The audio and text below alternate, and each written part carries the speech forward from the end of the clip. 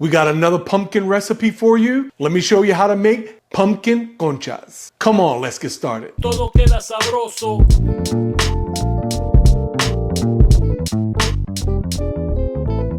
Conchas are a popular Mexican sweetbread that gets its name from its shell-like pattern, and it's sold in Latin bakeries across Mexico and the US. This is better if you do it in a stand mixer because it's going to need for about 8 to 10 minutes. You can do it by hand, but that's a lot of arm work. So if you use a stand mixer, obviously it's going to be easier. To my mixer, I have here 4 cups of bread flour. You could also use all-purpose flour.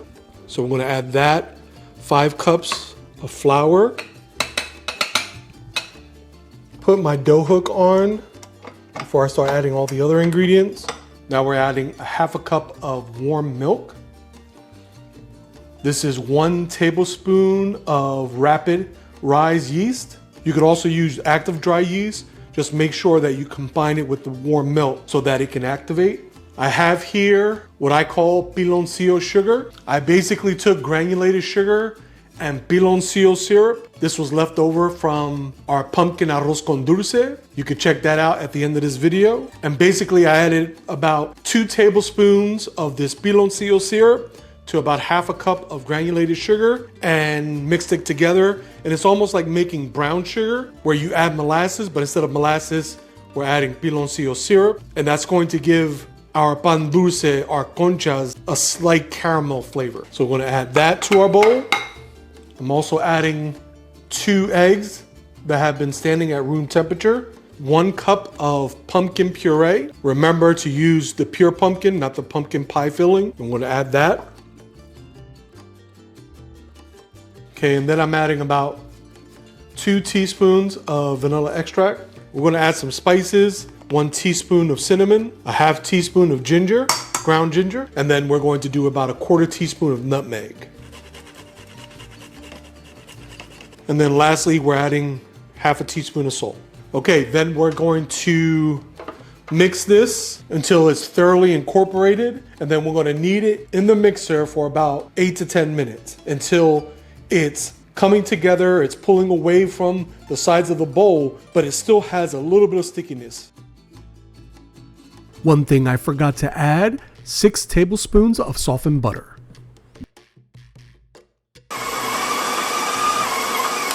Okay, around the 8-minute mark in the kneading process, I can tell that my dough is coming together, but it's not yet pulling away from the sides. So what I like to do is about 2 tablespoons at a time.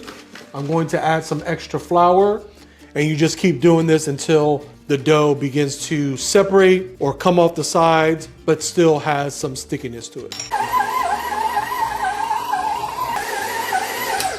Okay, so our dough is done. It's been kneading for about 10 minutes, and I added about a half a cup more of flour. Okay, now we're going to transfer our dough into a bowl that has been buttered. I'm using a bench scraper to help me get that dough out. We're going to cover it with a towel and allow it to sit at room temperature for about 2 hours. We're going to make the topping for the conchas, and that just simply consists of 3/4 cups of flour, equal amount, 3/4 cups of sugar. I have here 4 ounces of butter, about 2 teaspoons vanilla, the same spices, cinnamon, ginger, and nutmeg. And we're just going to mix this together. At some point you want to get in there with your hands. You could also use shortening. I'm using butter, but you could also use shortening. Okay, and then you're going to mix it until it comes together in a bowl. Okay, now this is optional, but I'm going to add some orange food color just for that pumpkin look. I'm gonna do a few drops. Now this is a gel food coloring, which is much better because it doesn't add a lot of liquid to your already finished dough, so it doesn't change the complexity of the dough.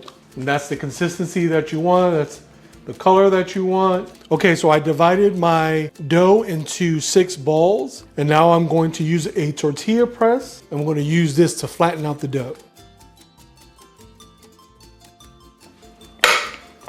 So that we have a nice round disc. Okay, so here we have our dough that has risen, as you can see. We're just going to punch that down. And then we're going to flour our work surface and then turn out that dough onto the cutting board. I'm just going to bring it together just like this. And then we're going to cut this into 6 pieces.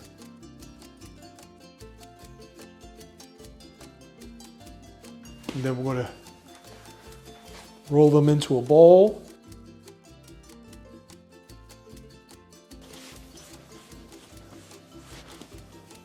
Then we're going to put it on a baking sheet. I ran out of parchment paper, so I just greased the bottom, but if you have parchment paper, you don't need to do that. And then continue with the rest of the dough. I'm going to brush the tops with a little bit of butter, softened butter.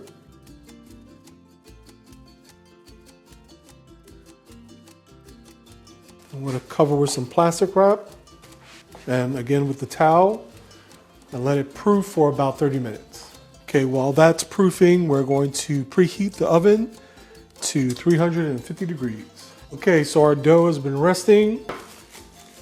Okay, now we're going to take the topping and place it right over the concha, and we're just going to press it down so that it reaches even the sides. And then I'm just going to take a razor blade that I have on this handle. I use it for like sourdough, but it's great to make the indentation of a seashell, which is why they're called conchas, because of this seashell design. And you don't want to go all the way through, but you definitely want to make a good score.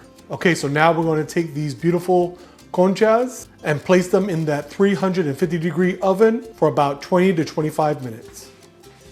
Okay, and here we have it. Pumpkin conchas. Sabroso. If you like this video, click the recipe tab in the video description, which will take you to our recipe page on Provecho, where you'll get a printer-ready format of the recipe that links directly to Instacart, so you can shop for all the ingredients instantly. You can also follow along with the video as you make something sabroso. Todo queda sabroso.